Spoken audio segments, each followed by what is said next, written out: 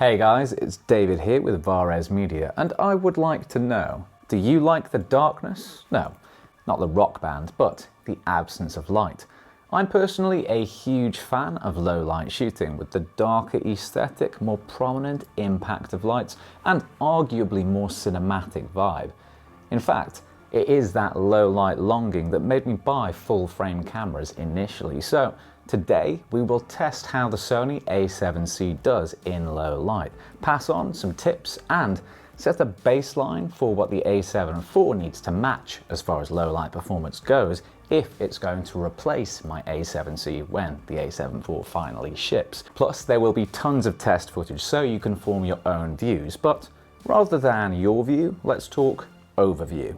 Everything we are going to cover is listed in the description with timestamps. You'll also be able to find affiliate links down there, so check those out to support the channel.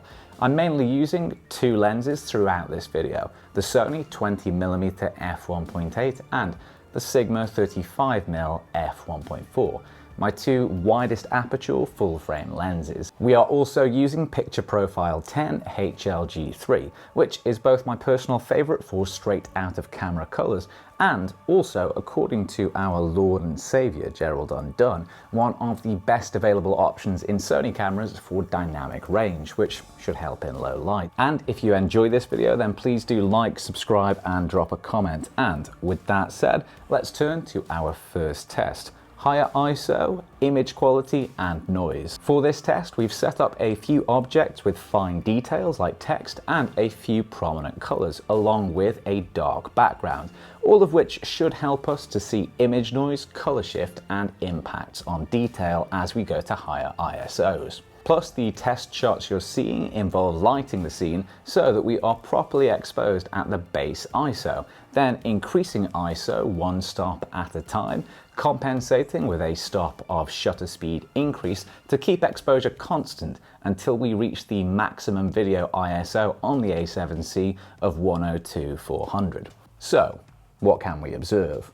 Well, noise performance is very good in general. Much like I observed in my detailed A7C review, I would say that noise is a tiny bit visible, starting from around ISO 1000 if you're really looking for it, but it's only around ISO 16000 where noise becomes more noticeable. Even then, it's fairly small and it is diffuse enough that I suspect most viewers wouldn't notice. ISO 32000 is more of a cliff edge though, where noise increases and colors are more noticeably washed out and degraded. At ISO 64000 and the maximum of 102/400, both of these trends considerably worsen. We will see later what can be salvaged around noise and color degradation with a bit of color grading, but the last thing to draw your attention to when we compare back to base ISO is that higher ISOs seem to have a fairly mild but noticeable push towards green colors. But what if you don't intend to film a random collection of crap? Maybe we should see how this noise performance is in real life situations. The clips I'm showing you now are at a range of ISO levels up to 25,600, and there's no color grading here yet, which is important because grading can help to reduce visible noise. With that said, in my opinion, most of these things look very decent even at higher ISOs. Is there noise if you look for it? Yes. Is it problematic? I don't think so. Could you reduce it with grading? Probably. Is your audience going to notice? I doubt it. Will you guys even be able to see much of a difference after the YouTube compression? Hard to say, but hopefully. Should I stop asking rhetorical questions? Definitely. So noise performance is good, and I'm comfortable recommending ISO up to around 12,800 in most situations from a noise perspective. And if you live on the edge like me, then even higher choices like 16,000, 20,000 or ISO 25,600 can all do a good job. But I suggest you test these yourself and see what you think. Now, you may have noticed that some of the very high ISO shots have a bit of a softer look and less detail. That may even be a good thing when the subject is this face, but what about more generally? To test this, we're going to go back to our controlled setup, but this time I've boosted the zoom to 200% and increased the highlights, so there's more contrast on the text other details are more pronounced, you'll probably more easily be able to see noise as well. With this worst case scenario of fine detail and heavy zoom, I do notice some image softening from around ISO 4000, although I would say it only gets more problematic around ISO 16000. From ISO 32000 and higher, there is a significant loss in things like line definition and overall detail, especially visible in the text. So let me summarize while I show you some more test footage, and like a late 1980s R&B hit, it's back to life, back to reality. High ISO performance on the A7C is strong.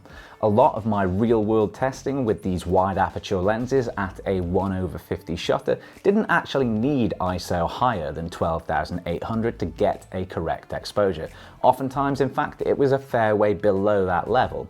If you do push ISO higher, then expect some detail loss and softening from ISO 4000 onwards, but it's only really noticeable and problematic, in my opinion, from around ISO 16000 if you're shooting something very detailed, maybe even a bit higher if you're shooting something which is more organic and textural in its appearance. You'll experience some minor color shift and desaturation at higher ISOs. Again, I'd say it's around ISO 32000 where this gets more problematic. A bit below that, you'll still see some impact, but in my real world clips, I don't find it quite as apparent as in those side-by-side tests. Plus, that color shift, a bit like the image noise, should be easy enough to improve with a bit of color grading, provided the raw image isn't too far gone. Now, like a double remake of a great John Carpenter movie, there are two more things I want to discuss. First is low light autofocus performance. For this test, I've set myself up in a pitch black room, with the only light coming from the camera flip screen. And with the Sony 20mm f1.8 lens, the results in this setup are pretty remarkable. When I got closer to the tiny light source coming from the A7C flip screen, face detect autofocus would work from ISO 1600. Which is pretty spectacular. It certainly isn't easy for autofocus at the lower ISO levels, and the camera does rely on you being closer to that limited limb of luminescence, but it's still very impressive. By ISO 6400, I got eye tracking working when I was closer to the light coming from the screen, and eye tracking was working at a more normal distance from around ISO 12800 upwards. The last observation from this test is that from around ISO 25600, but even more noticeably at levels above that, you can see an image trailing artifact when you move at faster speeds. This is similar to the issue that I talked about in my A6400 versus ZV-E10 low light comparison. But unlike Scooby-Doo, I have not found ghost trailing to be much of a problem in real use. And it's certainly something which seems to get worse when you have less light, since the camera has to exert itself harder to try and expose the image correctly. But it is something worth knowing and bearing in mind. Now, the Sony 20mm f1.8 lens has pretty excellent autofocus generally, as you'll see in my dedicated review. So clearly autofocus performance will vary a bit with your lens choice as well. If we switch to the Sigma 35mm f1.4, the autofocus struggles a bit. It's not quite up to the same standard as the Sony 20mm f1.8. Now, the Sigma is an amazing lens in many ways, and I will review it properly in the future, so get subscribed to catch it. But it's clear in this test that not all autofocus is built equally. And in a pitch black room, that is very forgivable. Plus, I've had no issues with the autofocus of the Sigma in more realistic lighting conditions. However, this does demonstrate a couple of things.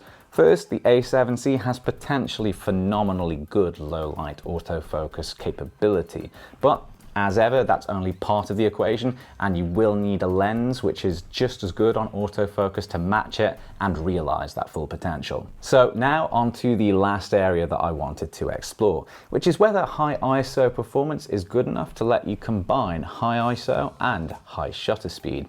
Now, like the police officer who halted my one-man interpretive town center dance show, you might be asking yourself, Dave, why the hell would you do that? Well, two reasons. First is low light slow motion, or low light slow mo, as I call it. At 120 frames per second, the slowest possible shutter speed you'll be able to shoot at is 1/125. So Can ISO help you to compensate for that high shutter speed and enable some superbly sensational slow cinematic sequences? In short, yes, and you can get some attractive results. The same ISO guidelines that we discussed earlier will apply, plus you'll need to watch out for light flicker if there are any artificial lights in your shot. Ideally, you'll use a continuous light source like some of the ones that we've reviewed in the past. Second, siegs seamlessly from our S-Sound series, stabilization. Now, I love catalyst browse stabilization that you get with the A7C, but it does rely on a faster shutter speed. There's no hard and fast rules for this, but I would generally aim for at least 1/100 shutter, ideally higher than 1/200 if you're doing anything more than very modest motion. At 1/100, at least in the UK, you can avoid artificial light flicker, and you can get some good results if you're using limited or relatively slow moving motion. But that shutter speed isn't quick enough to avoid some weird motion blur and ghost trail artifacts at times, like the ones that you can see here. Cranking shutter speed up to 1/200 or higher helps with those issues, and there is often still plenty of ISO headroom to give you a really nice overall image. But light flicker and the resulting banding you'll see in your image is going to be much worse and much more of a problem, unless you're able to have only continuous light sources in your shot. So, what can we conclude from all of this? Well, just before I tell you, if you've enjoyed the video, then please do like, subscribe, comment, and check out the affiliate links to support the channel. All of that is super helpful and super appreciated. But with that said, I conclude that the A7C is a strong low light option. Is it the very best? Probably not. In a world with the A7S III and similar high-end options from Sony, Canon, and others, it would be pretty surprising if a compact full-frame camera positioned as a budget buy sub £2,000 option were the outright leader.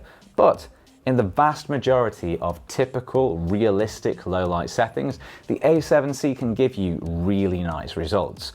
Paired with an appropriate lens, you are set for satisfyingly sumptuous cinematic shadow shooting, and I suspect most people won't need anything more than what the A7C can offer, unless you're constantly shooting with practically no light at all, or you're seriously into astrovideography. Is astrovideography even a word? And how will the low light performance of the A7C compare to the new A7 IV?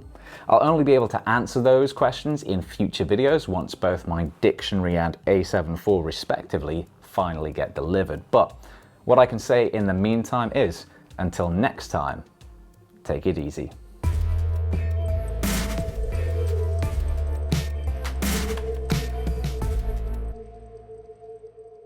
Which is both my personal favourite for straight my personal favourite for mispronunciation. That was not ideal. Let's go again. If we